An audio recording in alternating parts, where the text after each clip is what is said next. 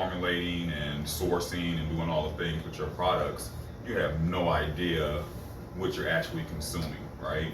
Because the nutritional supplement world is like a band of pirates. You know, Good way to put it. it's like a band of pirates. It really is. People they steal other people's, you know, um, intellectual properties and try to apply them to substandard products. They do a lot of different miscellaneous and malice things. So with my company, we were, promoting several products. Well, three to be exact. It was a pre-workout, it was protein, and it was branched chain amino acids. And as fate would have it, I was at a salon one day, getting pampered, and Dr. Oz was on, and he was doing a show, just so happened, on nutritional supplements. And so he had this long table, it had a tarp over it, and there was a red side and a green side. The red side was all the stuff that was, basically trash. It had everything from arsenic in it to lead, false claims. It was basically stuff you wouldn't want to touch. And the green side was stuff that, they had tested and it came back okay. And I'll emphasize the word okay, right? And I'll circle back with that in a minute. And so when I saw this particular show, this episode, I went back to my business partners and I was like, hey, I was thinking maybe we ought to have our products third party tested.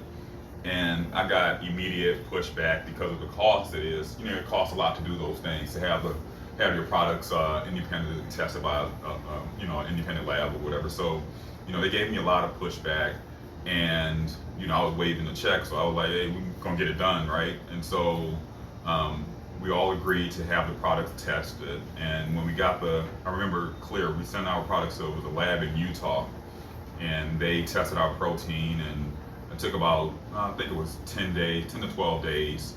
When we got the results back, it was horrible. We were claiming 30 grams of protein, it had 7. We were claiming 3 grams of sugar, it had 40 grams of sugar. It was cereal. Yeah, we had we were claiming really low carbohydrates. The carbohydrates were off the chain. The cholesterol was off the chain. The sodium.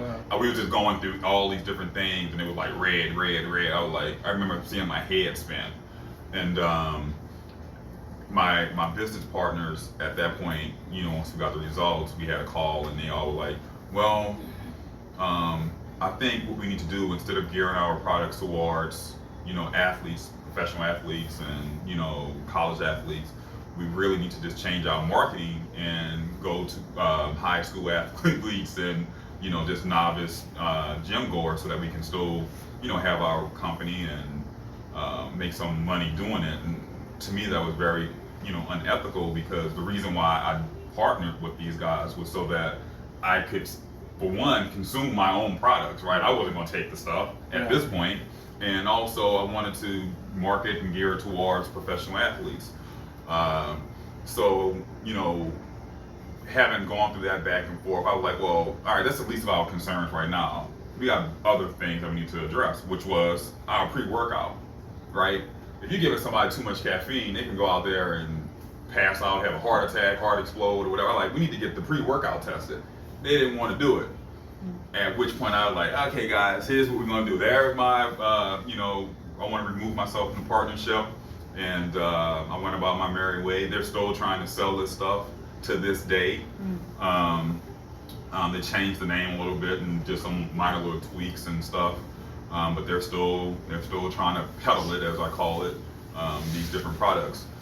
So what I was talking about in terms of protein is that, when I was talking to this particular guy in the gym, and I was telling him about proteins being different and having different, the differences is, it really boils down to for one, where it's sourced, right? Where it's manufactured. Those are two of the biggest things I think that you really should take concern with, is because if it's not sourced in if you're getting bad stuff from the beginning, then the products are going to be bad, right? So that's the first step that I was telling the guy, which Isagenix does a phenomenal job, because our stuff is sourced from New Zealand, right? Where the ground has the minerals and the nutrients and everything that it should have in it. And the second thing is sourcing. Manufacturing.